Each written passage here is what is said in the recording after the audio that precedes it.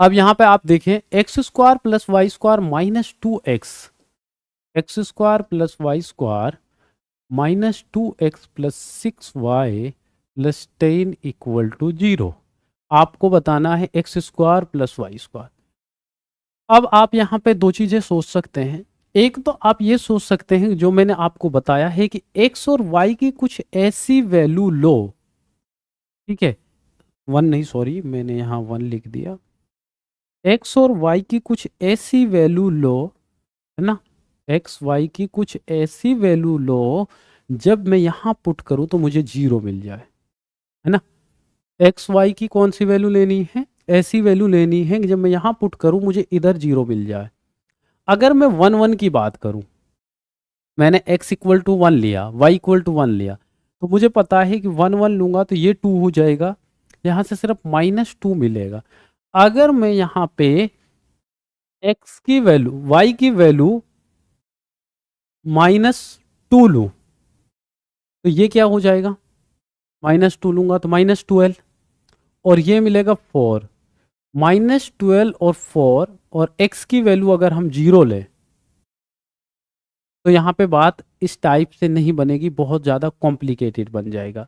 अब आप दूसरा तरीका सोचिए, ठीक है, वो इससे भी जाएगा लेकिन आपको बहुत बार ट्राई करना पड़ सकता है। अब दूसरा तरीका सोचिए, ये मेरे पास एक्स स्क्वायर है, ये मेरे पास वाई स्क्वायर है, यहाँ पे 2x भी है और यहाँ पे 2y भी है। 2y कैसे भाई, 6 को मैं ऐसे लिख सकता हूँ ना, 2 इंटू 3y।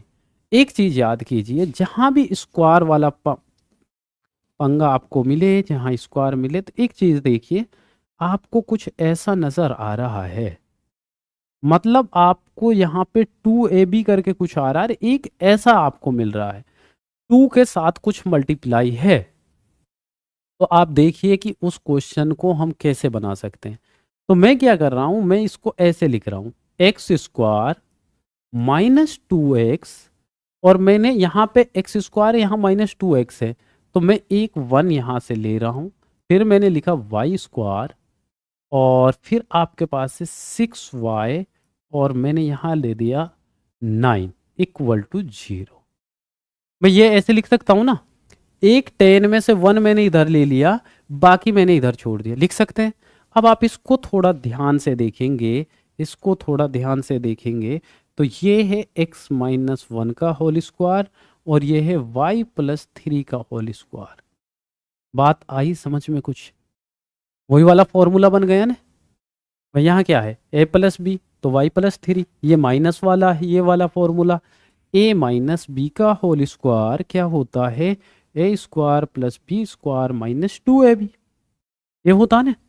तो आप देखिए यहाँ पे, तो आपको ये मिलेगा। जब भी ऐसा हो, अगर दो टर्म आपके पास समेसन 3 हो, 4 हो, 5 हो, इस सम के साथ 0 मिल रहा है, ये कब पॉसिबल है, ये तभी पॉसिबल है कि जब ये भी 0 हो और ये भी 0 हो।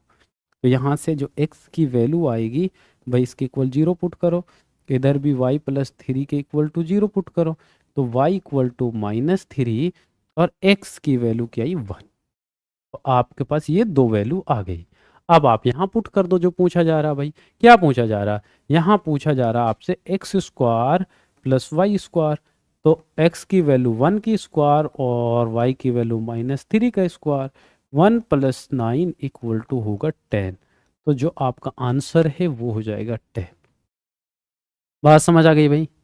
तो आपका वे होना चाहिए कि आप क्या सोच पा रहे हैं। जब आप 2-3 बार क्वेश्चन कर लेंगे उस टाइप का, तो आपको देखते ही क्वेश्चन में समझ आ जाएगा भाई, इसमें मैं एक्स वाई की वैल्यू लेने में मुझे कितना टाइम लगेगा, है ना, और इसका एक फॉर्मूला बेस बनाने में कितना टाइम लगेगा।